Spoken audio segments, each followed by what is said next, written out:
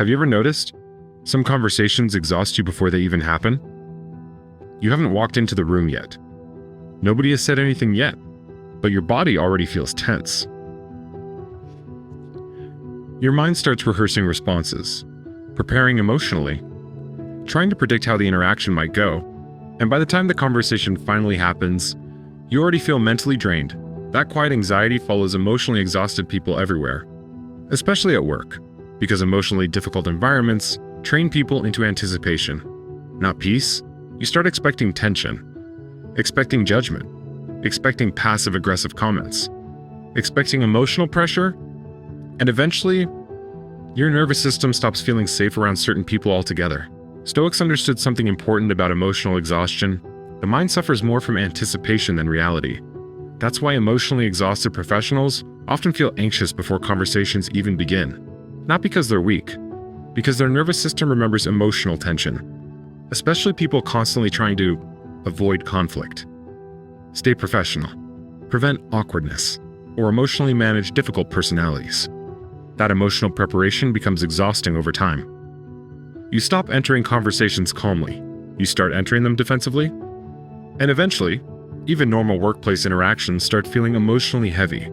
Here's where everything changes. Most people think anxiety before conversations means something is wrong with them. But often, it means their nervous system has spent too long around emotional unpredictability. Marcus Aurelius wrote, "You have power over your mind, not outside events."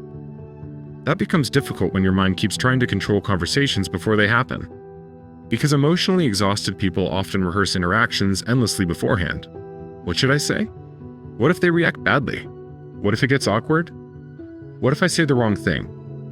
That constant emotional anticipation drains people quietly over time, especially around difficult people. Because emotionally draining people create uncertainty. And uncertainty creates anxiety. Most people miss this next part. The goal is not controlling every conversation perfectly. The goal is learning how to stop emotionally living inside conversations before they happen. That's different. Because emotionally exhausted people often experience conversations twice, once in their mind beforehand, and once in reality afterward. That doubles the emotional exhaustion. That's why Stoicism focuses so heavily on presence, not prediction. Presence. The ability to stay emotionally grounded in the current moment instead of mentally spiraling into future tension. That's also why the Socratic method helps so much. Questions interrupt anticipation. For example, has this conversation even happened yet? Or, what am I actually afraid will happen? Simple questions. But questions pull the mind back toward reality instead of emotional projection, and clarity reduces anxiety. Epictetus once said, "We suffer not from events, but from our interpretation of them."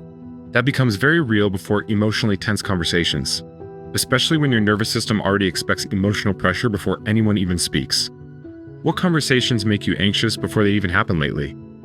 Work meetings, difficult coworkers, certain family members? Because honestly, emotionally exhausted people often spend more energy anticipating conversations than actually having them. But Stoicism teaches something powerful. You do not have to emotionally live inside future tension before it arrives. You can pause. You can return to the present moment. You can stop rehearsing emotional pressure that hasn't even happened yet. And sometimes, the moment you stop mentally fighting future conversations beforehand is the moment they stop controlling your nervous system so heavily too. If this video felt familiar, subscribe to Daily Stoic Reset for more modern Stoic strategies for workplace tension, emotional exhaustion, and calm emotional control under pressure.